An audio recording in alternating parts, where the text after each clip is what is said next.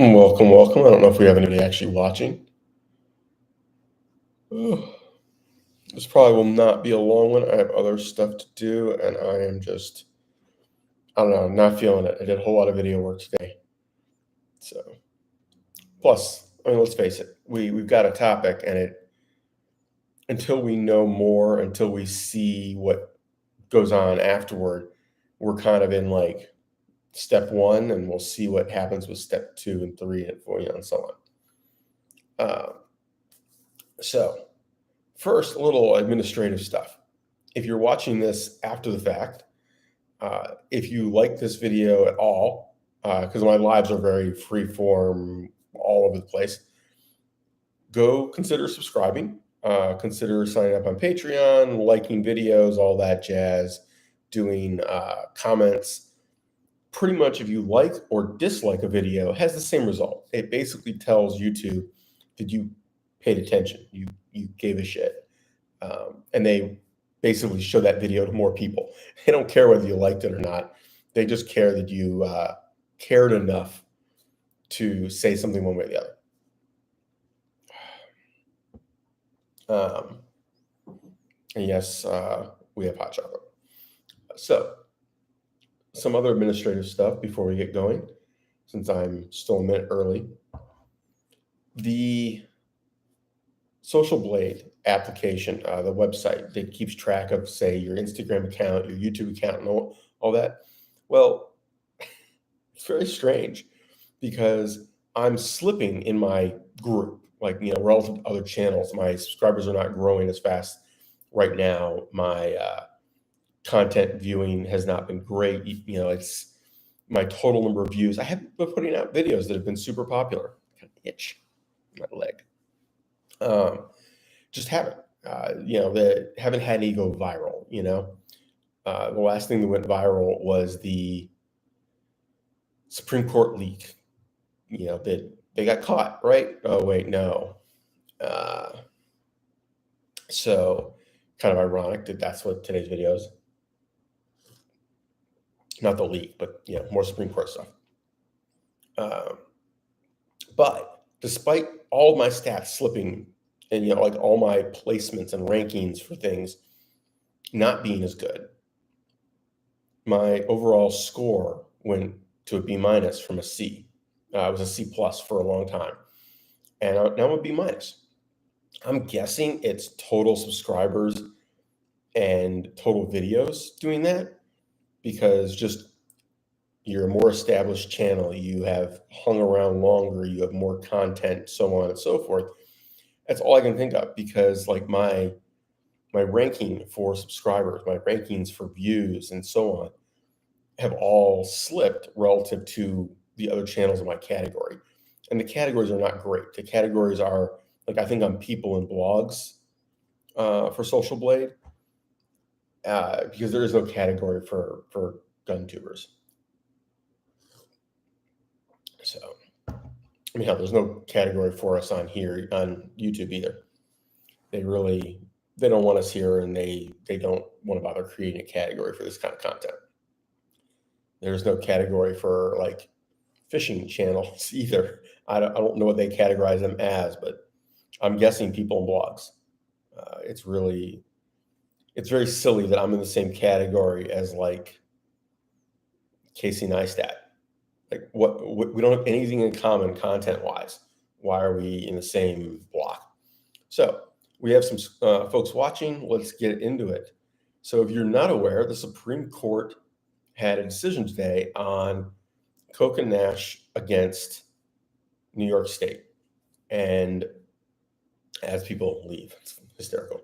And the decision was in favor of the people, essentially saying that New York State cannot restrict somebody's ability to carry a firearm. They can't have a law that makes it so that somebody needs to demonstrate a particular extraordinary need in order to be able to do so. Now, in New York State, this has very broad, issues, because New York State actually requires you to do that just to get a permit to then purchase, much less carry. So, each handgun you own is put on your permit and so on. I mean, it's a stupid system. And converting this into something that the Supreme Court is not going to, bitch slap them again for is going to be very interesting, because I imagine if they try to continue with the purchase permit issue, the Supreme Court may say, "Hey, we warned you. There's going to be further consequences now," because the decision and then the writing of it, they were very blunt. There was none of this like wishy-washy. I mean, they absolutely were brutal and extremely unsubtle about their position, I guess, in terms of the politics of this. Basically saying, screw off, stop doing this. We've already discussed this in Heller. Stop making us revisit this. This is a settled thing. There is a Second Amendment. You will obey it. And, of course, Kagan and Sotomayor and one other judge, I can't remember who it was, obvious partisan lines, right? Activists, anti-gun judges voted against it, but were completely overruled. And it was very interesting because the case was specific to handguns. It has nothing to do with rifles, but some of the phrasing they used, some of the things they said, and if you want details, go in my video, go to other people's videos. Mr. Guns and Gear has one I haven't watched, but I imagine he goes into more depth. It is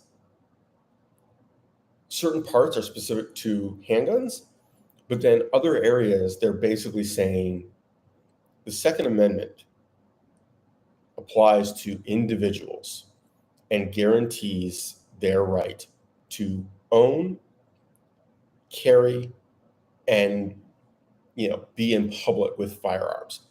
It isn't just at home. It isn't something you can limit in that way. And that's going to have repercussions down the road. I mean, that's going to have ripples in terms of other laws. And I think that some of how they phrased it is going to come into play in things like California's restrictions on what kind of guns you can have, what kind of handguns you can have, 10 round limits, the magazine and ammo restrictions that some states have, like New Jersey has no hollow points, I think. Because some of the things they said were like, self-defense is part of this right. The Second Amendment absolutely applies to self-defense situations. That just because you have a police force and just because you are a highly populated area does not mean that somebody does not have the right to self-defense, to carry a firearm for self-defense, and to not be limited in that regard. And I think we're going to see things where court cases later, the district court, for example, is not going to want to push this because they don't want to get slapped by the Supreme Court. So decisions that may have gone against the pro-gun side in the future on these topics may get decided at much lower levels in our favor, because the last thing a federal judge wants is for a Supreme Court case against them. That's kind of a career killer. I've got to imagine that if you are a non-local judge, if you are a federal or state judge, and the Supreme Court has to issue a ruling against you, against something that you have ruled on, you're probably career limited. You may want to go back into private practice. So that kind of thing is going to be very interesting. In particular, the magazine bans, the 10 round limits and things like that. That's going to be very hard to defend, because if they're saying and feel free to put comments in here, guys. Like, I mean, this should be a two-way street. Uh, because I've only had a couple hours to think about this, and I was doing other stuff. The magazine bans are essentially meant to be an artificial limit. They're meant to restrict civilians. And trying to justify this as a crime control thing is very difficult when your police are carrying full capacity magazines. They're carrying legitimate assault rifles. It's very hard to say, well, the police need this, but the person the police are supposed to protect don't, because empirical evidence says that the police are very rarely there when you actually need them. Like, that's just, if they were, you wouldn't have the crime stats we have. People would be in jail for attempted assault, attempted rape, attempted murder, not assault, rape, and murder. The police are very rarely there, which means that the person who is there, being the victim, has every right to be just as well armed as the person who shows up and does the paperwork. If you are going to go in court after the Supreme Court has said that self-defense is enshrined into that Second Amendment and is protected, and you cannot artificially inhibit that, it's going to be a really tough case to win, right? It's going to be really tough to defend that position. And how many states, how many jurisdictions are going to want to spend the money and the time and the political capital? Because if you fight that and you lose, that's going to hurt, right? You're shot at being a senator, a state senator, a federal, a senator in Washington, governor. If you're the DA and you lose that case, or it gets reversed later, you're done. Any opponent in the future in any election is going to be able to point to that and go, yeah, do you really want this person in office? How do you defend against that? Because essentially, if you argue about it, the Supreme Court's going to come back and slap you. Like, they are the top judges in the country. When they make a decision, they're going to make you stick to it.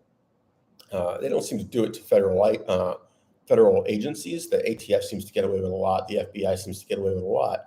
But when it gets to them, when they have to then make a decision on it, if you make them come back to it, as we're seeing in this one, they will go from something like they did with Heller, where it was, they thought, pretty clear, to, yeah.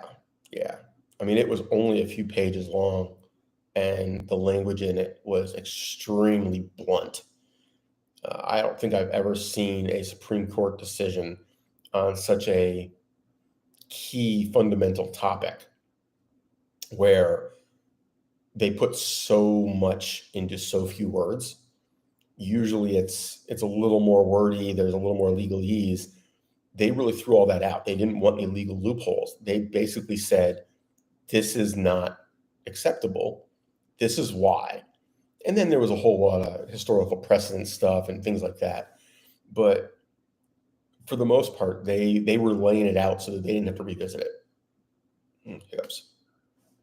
So we'll see. The other area I think that it's going to come into play is the ATF has historically, and the State Department for imports, had a rule about sporting use.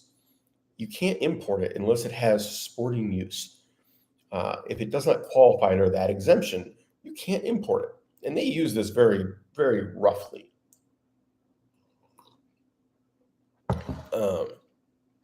Some things get allowed, some things don't. And it just depends on the whim of people in power at the time. And the ATF in general, what did I just drink? The ATF in general applies similar criteria to a lot of things.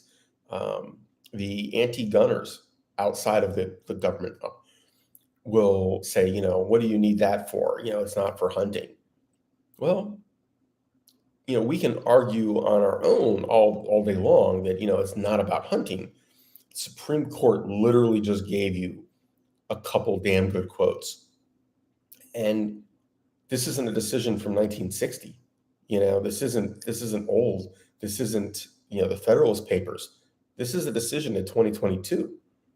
So, that's something a little more immediate that is used when you're discussing it, when you're arguing about it, when you are having a debate, when you are setting policy. If you are the USCCA, if you are the NRA, if you are GOA, and you are going to Congress people and trying to sway them, this is power. This is leverage. This is something to say, hey, we're asking you to support the firmly established law of the land. This just got reaffirmed. We're asking you to, change a law to be in compliance with this. We're asking you to introduce a bill to allow something that, is currently being restricted. Did he just almost run into his garage door? This guy whipped around the corner, and I guess he had hit his garage door opener as he pulled up, and it didn't open. And I mean, it looked like he was about to slam in the garage door, and he backed up a little bit, hit the button again. But that was, yeah. Anyway, nothing. Nobody's got anything. I figured some other people would have read it and have thoughts, because I have, I read it.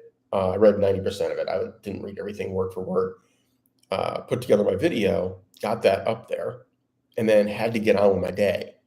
So, and I'm not a lawyer, I'm not a judge, I'm not a, legal aid. My legal experience amounts to dating a paralegal.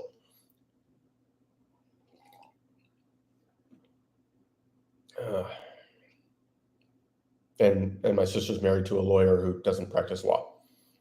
He used to, and not that kind of law. So, I mean, and he's extremely liberal. We argue over whether Hillary Clinton is the second coming of Christ or not. He thinks she's wonderful. I think she's a psychopath, criminal psychopath. It doesn't mean she's not a great politician, but I mean, she's a criminal psychopath. I wouldn't let her watch my dog, much less a child, much less, run the country. So if nobody's got anything, like I don't see the point in continuing. That was my topic. I think that this case gives a lot of, lack of better term, a lot of ammunition to pro-gun lobbyists. Hang on, folks.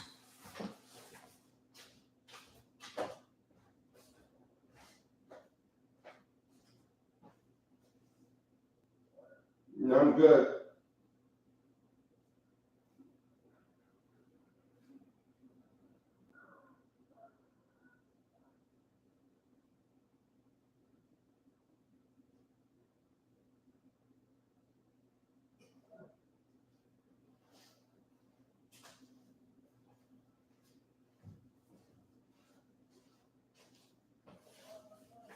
That is very bizarre.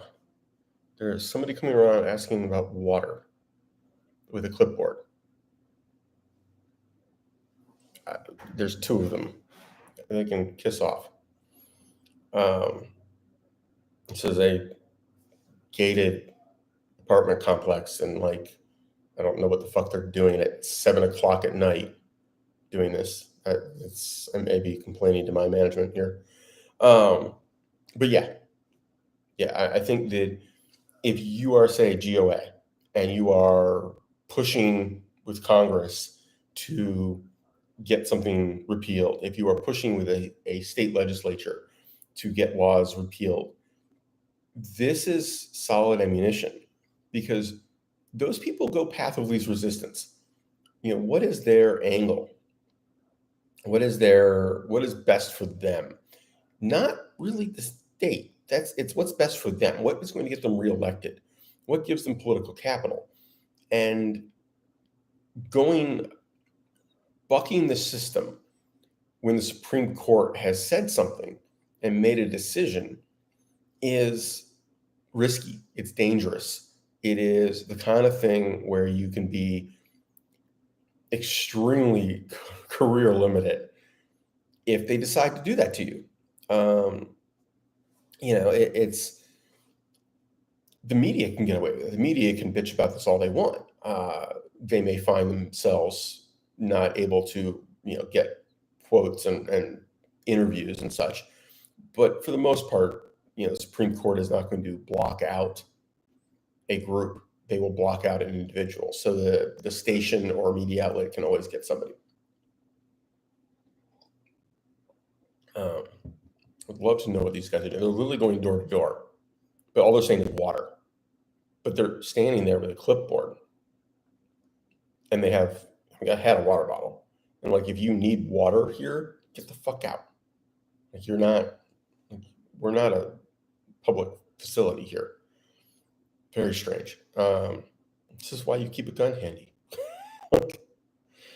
Because if he decides to kick in the door, like, if you don't have a gun handy, what are you going to do? It's 20 feet from me to the front door. There's an island and table in the way, but it's not like there's anywhere to go in my apartment if somebody kicks in the door.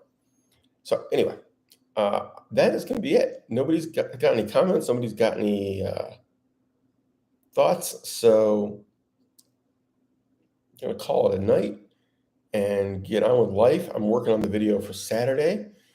That is going to be on Shadow Systems pistols. I've been working on that video for a little while. It keeps getting put off. Honestly, it's not going to be as pretty as I was hoping. I was hoping to get a chance to shoot one on video, and it's just not happening. I can't find anybody local who's got one and a place to shoot that I can get to. Like, it's always, oh yeah, somebody's got one, but we've got no place to shoot. We can do it on video. Or when I find the place, I get access to the property to do the shoot, the day I can do it, the person with the gun is not available. And I mean, nobody I know personally has one, so it's not like I can just borrow one and get to it on my own time. I may need to start putting out feelers in the area for stuff like that, because I'm sure somebody's got one. Hell, I'm stupid. Duh, I'm an idiot. I should drop a note to Matt Carricker, Demo Ranch. He's local to me, and he's a nice guy. I don't know him, but he's a nice guy, and he'd probably help a fellow YouTuber out. I'm pretty sure he's got a Shadow Systems, and he's got the place to shoot. So even if I've got to get all of my filming done in like half an hour while he's getting other stuff set up, whatever, I don't need a ton of content for it. It's just supplemental to my video. It'd be nice to show the gun in operation and not just some beauty shots at work. Because let's face it, the lighting at work sucks anyway, and it is what it is. But I got some video, got some stills. Okay. Take care. Have fun. Stay safe. Stay out of trouble. Have a good weekend. All that jazz. We're going to hit end. Sayonara.